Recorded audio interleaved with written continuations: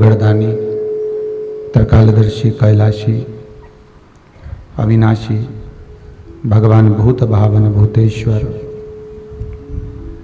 मेरा त्रिकालदर्शी कुबेर भंडारी मेरा विश्वनाथ शंभु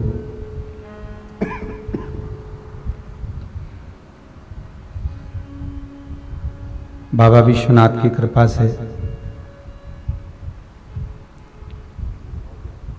कुबेरेश्वर महादेव के इस पावन प्रांगण में ओगड़दानी त्रिकालदर्शी कैलाशी भगवान शंकर विश्वनाथ की शिव महापुराण की कथा श्रवण करने का सौभाग्य अपन सभी को प्राप्त हुआ है। बाबा भूत भावन भूतेश्वर मेरे शंकर कैलाशी अविनाशी भगवान कुबेर भंडारी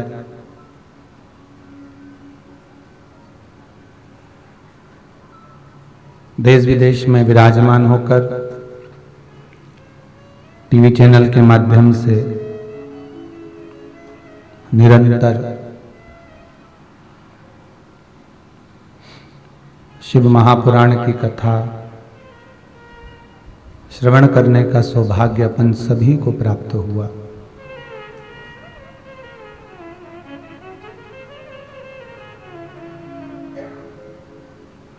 जो टीवी के सम्मुख में नहीं बैठ पाए कथा श्रवण करने के लिए, वह फेसबुक यूट्यूब के माध्यम से इस पावन शंकर की कथा का रसतत्व ग्रहण कर रहे हैं। अभी तक अपन ने कई कथाओं का रसतत्व ग्रहण किया।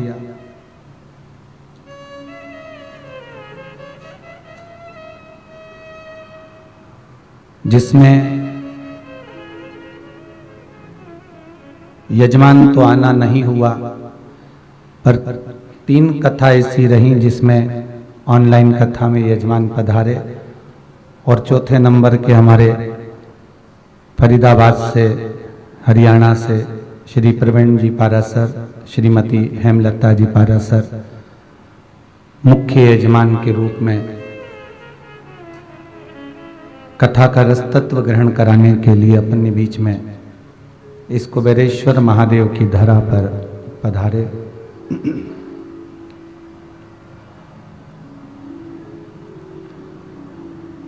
पाराशर जी, आप चौथे नंबर के यजमान हैं जो यहाँ पधार कर कथा का रसतत्व ग्रहण करा रहे हैं। पूरे लॉकडाउन से लगातार शायद ही कुछ ही समय रहा हो, 2-4-8 दिन का गैप या 4 दिन 3 दिन का गैप, जिसमें कथा नहीं हुई हो, और सभी टीवी चैनलों के माध्यम से इस कथा का रसतत्व पूरी विश्व ने श्रवण किया। भगवान शंकर ओगड़दानी त्रिकालदर्शी कैलाशी अविनाशी मेरा शिव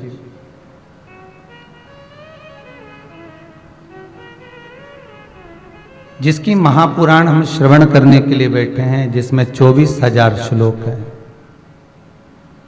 12 संहिता हैं,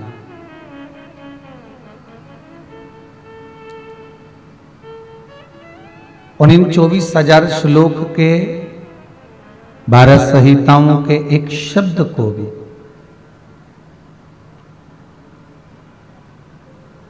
एक मात्र अक्षर को भी हम हमारी जिंदगी में अगर उतार लेते हैं तो हमारा जीवन अपने आप ही सार्थक हो जाता है।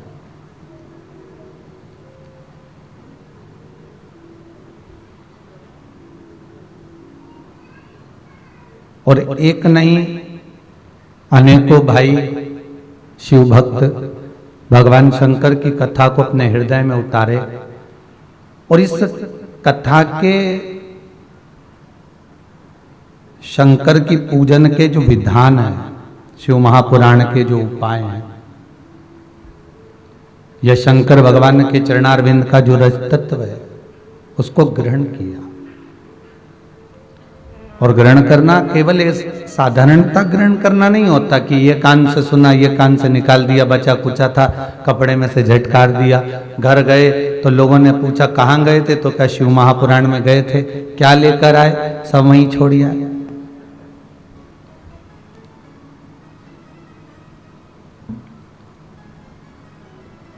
शिव महापुराण के अंतर्गत तो प्रसाद बांटने का भी विधान नहीं है हमारा। जैसे भागवत में प्रसाद की महत्वता नहीं है, केवल तुलसी दल वितरित किया जाए।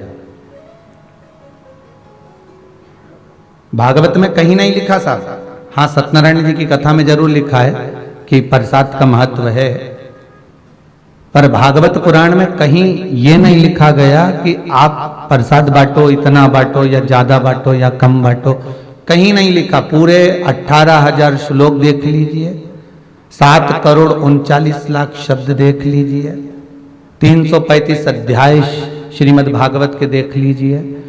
एक भी अध्याय में, एक भी जगह पर, एक भी शब्द में कहीं ये नहीं लिख कर दिया कि आप प्रसाद का वितरण कीजिए। वेद व्यास जी ने शिव महापुराण में भी ये लिखा कि प्रसाद कहीं वितरण का महत्व, यहाँ इसका महत्व यहाँ वर्णित नहीं करा, यहाँ एक ही चीज कही कि बेलपत्र दिया जाए। और श्रीमद् भागवत में कहा गया कि सारे प्रसाद से जो बड़ा है, सारे प्रसाद से जो मूल है वो तुलसी का दल है। तो भागवत का अगर कोई प्रसाद है तो वो तुलसी का दल है, और शिव महापुराण का अगर कोई प्रसाद है तो वो बेल पत्र है। इससे पूर्व में पाराशर जी आपने कथा सुनी होगी कि बेलपत्र कथा चल रही थी, शिव महापुराण बेलपत्र। अभी जो कथा चालू हो रही है ये भीमा शंकर शिव महापुराण।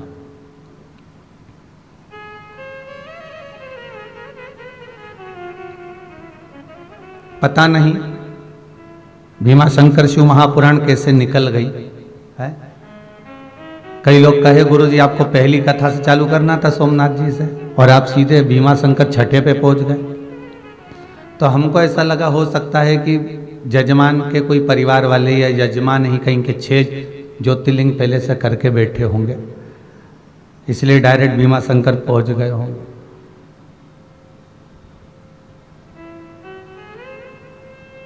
कहीं कहीं बाबा की कृपा भी होती है। बेलपत्र शिव महापुराण में कहा गया कि अगर कोई के प्राण छूट जाते हैं, मान लो किसी के प्राण अगर चले भी गए, तो शिव महापुराण की कथा कहती है, स्वयं स्कंद पुराण कहती है, स्वयं अग्नि पुराण कहती है, लिंग पुराण कहती है, नर्मदा पुराण कहती है कि अगर मान लो किसी के प्राण छूट भी गए, प्राण चले भी गए, तो वो जो जीवात्मा को लेकर जा रहे हैं राम नाम सत्य कहते हुए, और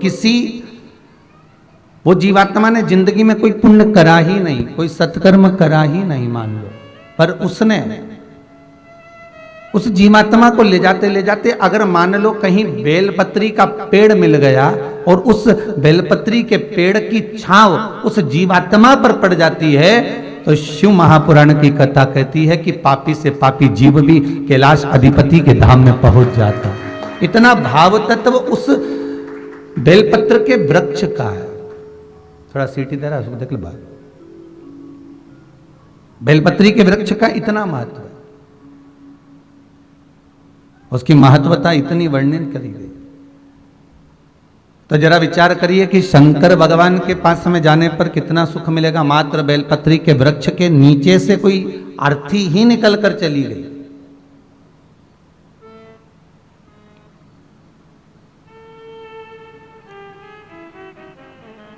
उसका पुण्य कितना प्रबल है।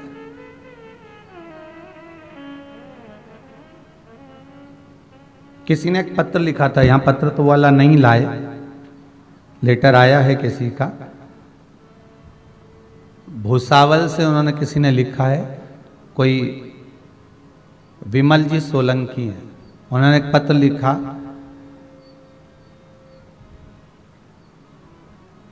कि हमारे गांव के पंडित जी हमसे कहते हैं कि जब तुलसी का दल अपन हाथ में लेते हैं तो साक्षात भगवान हरि, भगवान विष्णु हमारे हाथ में रहते हैं, हमारे हस्त कमल में रहते हैं, साक्षात भगवान विष्णु।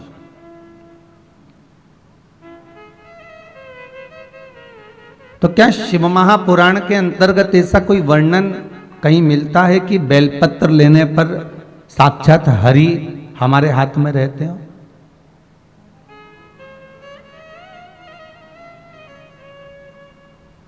महाराज केवल एक ही पुराण की बात नहीं करेंगे, आप स्कंद पुराण को भी उठाइए और लिंग पुराण को भी उठाइए, नर्मदा पुराण को भी उठाइए, शिव महापुराण को भी उठाइए। ये सारी पुराणों में एक जैसी बात मिलेगी। और बेलपत्री के लिए जो वर्णन किया गया वो लिखा गया केवल बेलपत्री के अंतर्गत हस्तकमल पर रहने पर केवल श्री हरि ही नहीं, इस बेलपत्री के 3 पत्तों में ब्रह्मा, विष्णु और महेश हमारे हस्तकमल पर विराजमान होते हैं। और बेलपत्री की इन डंडियों को जो जोड़ा गया है, बेलपत्री की जो ये डंडियां जहां पर जुड़ी हुई हैं, उस स्थान पर तीनों देवियां ब्रह्माणी, लक्ष्मी और स्वयं सरस्वती, स्वयं पार्वती इन डंडियों के मध्य में जहां पर जुड़े हैं ये तीनों, वहां पर विराजमान हैं। और उसके बाद भी जो लंबी डंडी रह जाती है डाली से टूटी हुई, तो कहा उस डंडी में 33 कोटि देवता आकर विराजमान हो जाते हैं। यहां तक बेलपत्री में वर्णन किया गया। महाराज उस बेलपत्र की कोई साधारण सी महत्वता नहीं हो सकती। आपको पहले भी कहा, आज फिर कहते हैं, 11 वर्ष तक प्रतिदिन अगर कोई व्यक्ति एक बेलपत्र शंकर पर चढ़ी हुई प्रतिदिन खा ले, उसके मुख से निकली हुई वाणी कभी मिथ्या नहीं हो सकती। अच्छे से अच्छा जोगी, सन्यासी, तपस्वी, साधक, उपासक भी उसके आगे फीका हो जाता है, क्योंकि उसकी वाणी निष्फल हो ही नहीं सकती। जो उसने कह दिया तो वो पत्थर की रकील होगा। शंकर पर चढ़ी हुई एक बेलपत्र अगर प्रतिदिन बस 11 वर्ष तक खाना है, आप खाइए, पर नागा नहीं होना चाहिए, छूटना नहीं चाहिए। एक समय, एक नक्षत्र, अर्थात आप अगर सुबह 7 बजे खा रहे हो तो सुबह 7 बजे ही खाना होगा, 8 बजे खा रहे हो तो 8 बजे ही खाना होगा, पर एक दिन में एक बेलपत्र शंकर पर चढ़ी हुई प्रतिदिन खाना है, को बिना नागे 11 वर्ष।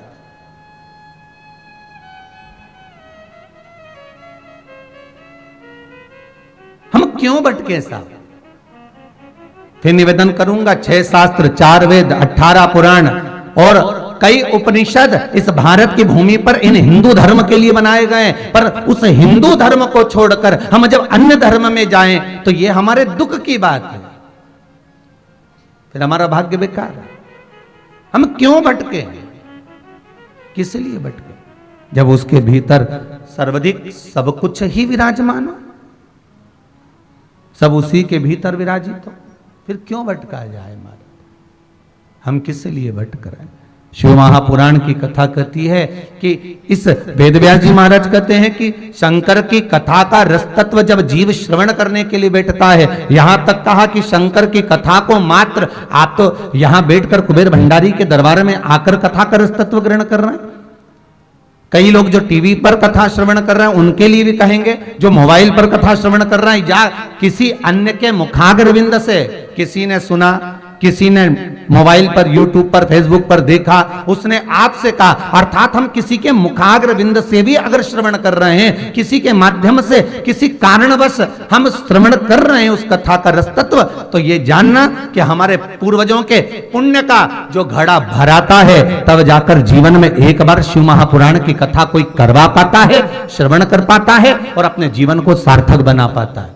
पाराशर जी, आपके पूर्वजों के पुण्य ही आनंद है, जो आप दोनों भगवान भोलेनाथ की कृपा से स्वयं विराजमान होकर कहीं पूर्वजों के पुण्य की गुल्लक भराई होगी, तब जाकर आपके हाथ से ये सत्कर्म हो रहा है। ये बाबा की कृपा समझना, ये विश्वनाथ की करुणा समझिए, ये शंभू की दया समझिए। जिस भाव से आप जिस कारण पहुंचते हैं भगवान की कथा के भीतर,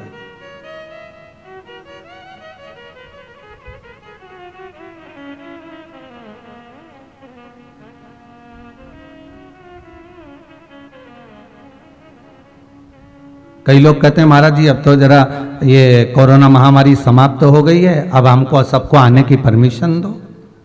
आप 50 लोगों को परमिशन देते हो, बाकी के सब रह जाते हैं। हमने कहा भाई बात इतनी सी है कि हम परमिशन तो दे दें, पर यहाँ पर व्यवस्था भी तो उतनी हो।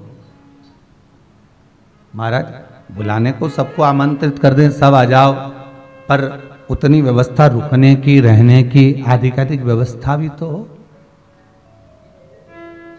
महाराज जब शादी रहती है ना किसी के घर में, और वैसे कोई जाए और शादी में जाए, दोनों में अंतर है हो। वैसे ही कोई जाए ना तो उसके लिए तो कहीं अच्छी वीआईपी व्यवस्था रह जाती है, पर शादी में कोई आए ना, शादी में बुआ जी आई है, हाँ तो आइए तो आन दो, हल्दी का तिलक मिलक पहले लगा दें, चावल वावल लगा के अंदर प्रवेश कर लिया, और माताएं 2-4 गीत भी गा लेती है बड़े प्रेम से। बेन आई, ननंद आई, जो भी आया तो ने गीत मीत गा के अंदर तो लिया ही। बस उसी समय पर जो गीत गाया, हल्दी का तिलक लगाया, चावल लगाया, बस उस समय पर लगाया, उसके बाद जाएगी उसी समय लगेगा। अब उसके बीच में बुआ जी को चाय मिली कि नहीं मिली, रोटी खाई कि नहीं खाई, किसी को मतलब नहीं, सब अपने अपने में लगे, क्योंकि तैयार हो कि बुआ जी के देखे।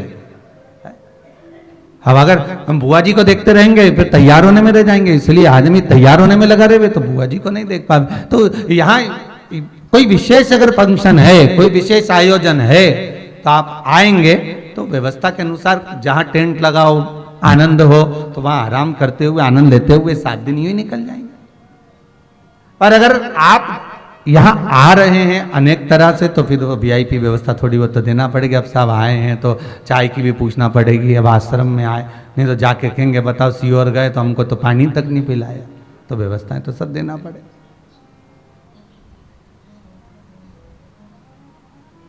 शिव कथा कह रही है, भगवान शंकर की पावन कथा कह रही है कि शिव महापुराण के एक एक शब्द, एक एक श्लोक, एक एक अक्षर, एक एक रस तत्व हमारे जीवन का सुख प्रदान करने वाला, बस उसको ग्रहण करने वाला हो महाराज।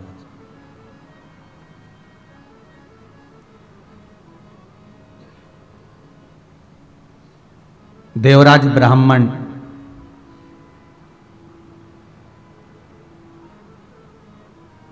जिसने अपनी जिंदगी में कोई सत्कर्म नहीं करा था, संपूर्ण बेकार काम देवराज ब्राह्मण ने करा था। अब एक प्रश्न और उठ जाता है, कोई भी कथा चालू होती है, चाहे सत्यनारायण जी की कथा हो, चाहे किसी भी देवी देवता की कथा हो, तो वो ब्राह्मण से चालू क्यों होती है?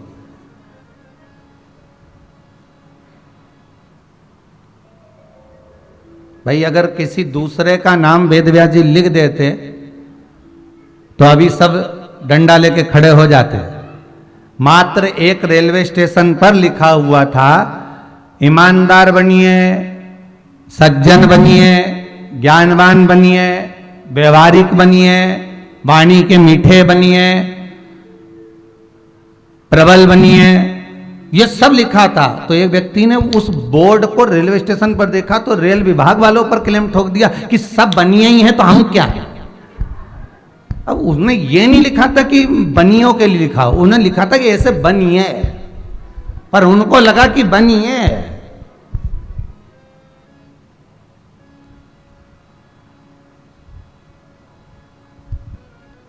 तो यहां जो जितनी जितनी कथा की शुरुआत हो रही है, चाहे भागवत में देख लो, चाहे अनेक जगह पर आप कथा को उठाकर देखो। हमारा श्रीमद् भागवत भी जहां चालू होती है, आत्मदेव नाम का ब्राह्मण है, और शिव महापुराण जहां प्रारंभ हो रही है, देवराज नाम का ब्राह्मण, और सत्यनारायण जी की कथा चालू, एक गरीब ब्राह्मण। क्यों? क्योंकि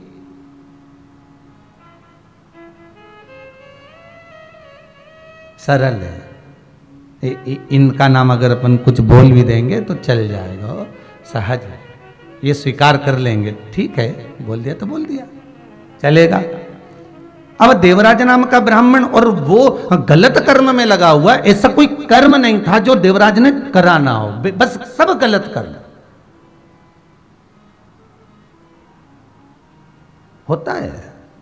फिर वही बात आ गई, महाराज मत बुरे कर्म कर बंदे, वरना पछताएगा। भगवान की आंखों से तू बच नहीं पाएगा, तू बच नहीं पाएगा। अरे ओ अज्ञानी मत कर नादानी। हम कितना भी कर्म कर रहे हैं उस कर्म के अनुसार हमको भोग भोगना ही पड़ेगा। जैसे आप कहीं पर भी छुप जाएं, कहीं पर भी चले जाएं, पर यह हवा,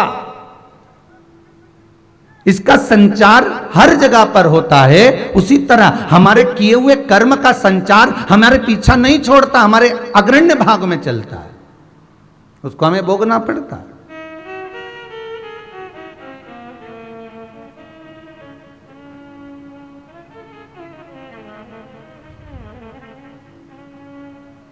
महाराज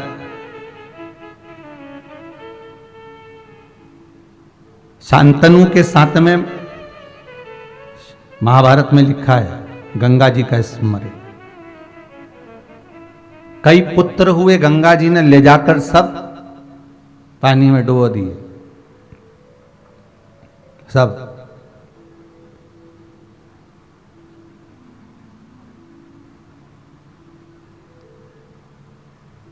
केवल एक थे देवव्रत भीष्म पितामह, जीवित रहे, बाकी के सब समाप्त हो गए। तो कभी विचार करा आपने कि लोग तो कितने खुश होते हैं कि भीष्म पितामह को ऐच्छिक मृत्यु मिली है, इच्छा से मरने वाली मृत्यु।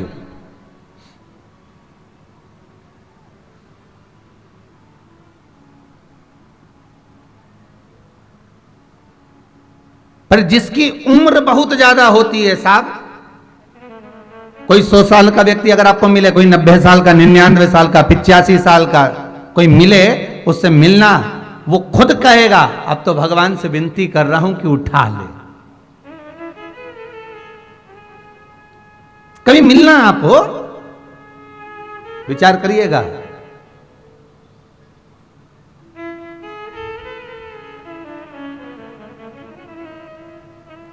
एक राजा ने विचार करा कि मुझे अमर होना है, बस निकल पड़ा और अमृत ढूंढते ढूंढते एक गुफा में प्रवेश कर गया और अमृत उसको मिल भी गया। वो अमृत पीने ही वाला था। एक कौवा बैठा हुआ था। उस कौवे ने कहा, महाराज हाथ जोड़कर निवेदन है, आप अमृत मत पीना। राजा ने कहा कि ढूंढते ढूंढते मेरी जिंदगी हो गई, अमृत सामने रखा हुआ है और ये कौवा मुझसे कह रहा है कि अमृत मत पीना। कौवा जरूर मुझसे जलता होगा, ईर्ष्या करता होगा, तो मुझे मना क्यों कर रहा है? कौवे ने कहा, मेरी दशा देख लो, मेरे पूरे पंख टूट गए, पर उखड़ गए, केवल एक मांस का लोंदा बनकर पड़ा हुआ हूं, क्योंकि मैंने अमृत पी तो लिया, अमर तो हो गया, पर मेरा शरीर तो ढलेगा ना। आपको एक बात पहले कही थी कि अगर कोई आपको आशीर्वाद दे आयुष्मान भव, तो बिल्कुल कह देना साहब नहीं चाहिए, हाथ जोड़कर निवेदन करा तुम्हारा आशीर्वाद तुम्हारे पास ही रखो। अगर कोई आशीर्वाद दे कि चिरंजीवी भव, तो जरूर ले लेना, क्योंकि आयुष्मान और चिरंजीवी में अंतर है। आयुष्मान में आपकी केवल आयु बढ़ेगी और जो स्वरूप है वो ढलता चले जाएगा, और चिरंजीवी भव में मतलब जैसे आज हो, मरते समय तक वैसे की वैसी बने रहो। चिरंजीवी भव का मतलब है कि जैसे हो वैसे की वैसी बने रहिए। तो हमें आयुष्मान नहीं होना, हमें चिरंजीवी भव होना है। हम जैसे आज हैं, आज भी हम बढ़िया प्रेम से चने खा रहे हैं, तिल्ली का लड्डू खा रहे हैं, बोलो सही है कि गलत है? इतना कल्ला लड्डू गुड़ का चबा चबा के खा रहे हैं और अलमस्त जिंदगी जी रहे, अच्छे सारे कपड़े पहन रहे, शरीर भी सुस्त है, आनंद में है, नेत्रों से दिख भी रहा है, कानों से सुनाई भी दे रहा है, मुख से खाना भी खा रहे हैं, हाथों से कार्य भी कर रहे हैं, पांव से चल भी रहे हैं। तो अगर मालूम पड़े आयुष्मान भव होने का आशीर्वाद मिल जाए तो आयु तो बढ़ जाएगी, पर शरीर साथ देगा क्या? शरीर तो ढलता चले जाएगा, वो शरीर और ढलेगा। अब इतने लोगों का आशीर्वाद मिला, आयुष्मान भव आयुष्मान भव आयुष्मान भव, अब पड़े रहे 85 90 95, पलंग पर पड़ा है, सारा शरीर गल गया, सड़ गया। अब भगवान से कह रहा उठा ले, भगवान के तेरी बुआ जी ने आशीर्वाद दिया था, अभी तो उसका रह गया है। तो वो आशीर्वाद जो बढ़ रहा है वो उसी का तरीका है। अब भोगो, थोड़ा सा पड़े रहो। हमें आयुष्मान नहीं होना, हमें चिरंजीवी भव होना है। हम जितना भजन आज कर रहे हैं, जैसे हम शंकर की कथा आज बैठकर श्रवण कर रहे हैं, शिव महापुराण की कथा आज रसतत्व के साथ श्रवण कर रहे हैं। कई लोग टीवी चैनल के माध्यम से, श्रद्धा चैनल के माध्यम से, फेसबुक यूट्यूब के माध्यम से अपने घर पर बैठकर कथा का रसतत्व ग्रहण कर रहे हैं। बस भगवान से निवेदन करना कि जैसे आज सुन रहे हैं, बड़ी अलमस्ती के साथ में ऐसी ही कृपा हमेशा कर रखना और भगवत प्रेम में डुबाए कर रखना। हमें पटकना मत ही, हमें कहीं फेंकना नहीं।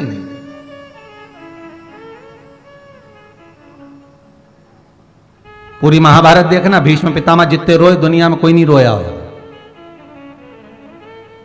घर की बहू का चीर खींचा जा रहा है और भीष्म पितामह अपने जीवन को धिक्कार रहे हैं कि मैं घर का बुजुर्ग बड़ा होकर यहां पड़ा हुआ रो रहा हूं। नहीं,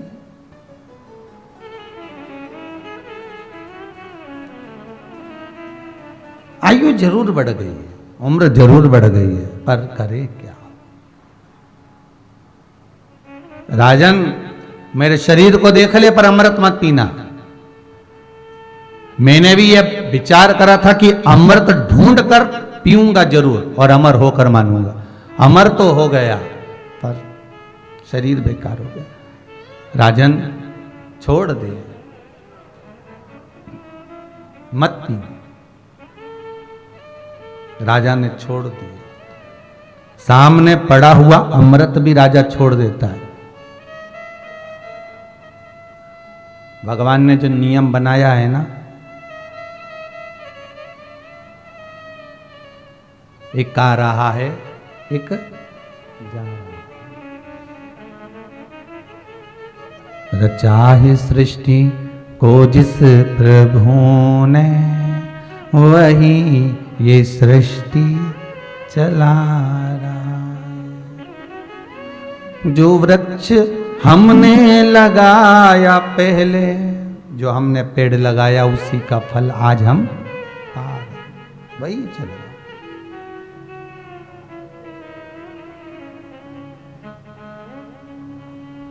वो नियम सबसे अच्छा, आ रहे जा रहे, और ये मार्ग पर फिर ना जाने कब मिलन हो, फिर कोई दूसरा मिले, फिर क्रम मिले।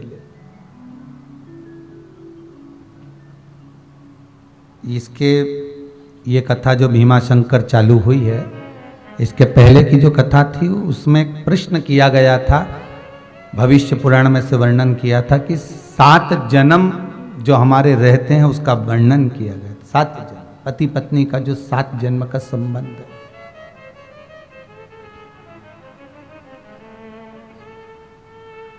अब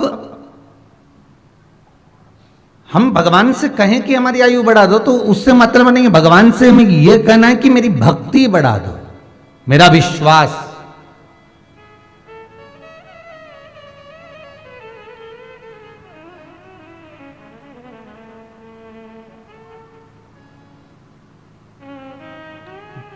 विष और विश्वास, विष पिएंगे तो मर जाएंगे और विश्वास में जिएंगे तो भगवान से मिल जाएंगे।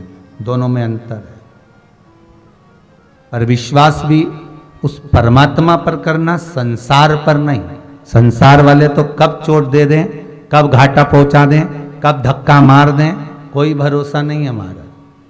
ये तो आप शमशान जाते होगे तो वहीं पर बैठकर आपको ज्ञान प्राप्त हो जाता होगा कि कितना प्रेम से पाला छोरे को, कितना प्रेम से पाला बेटी को, कितना प्रेम रखा धर्म पत्नी ने, कितना प्रेम रखा नातेदार रिश्तेदारों ने। और जब प्राण छूटे रात भर रोए, सवेरे रोए, आग लगाई, वहीं पर बैठे, घर आए, मोहल्ले में से पूरी सब्जी आ गई, खा पी के सो गए, क्योंकि रात भर के रो रहे थे।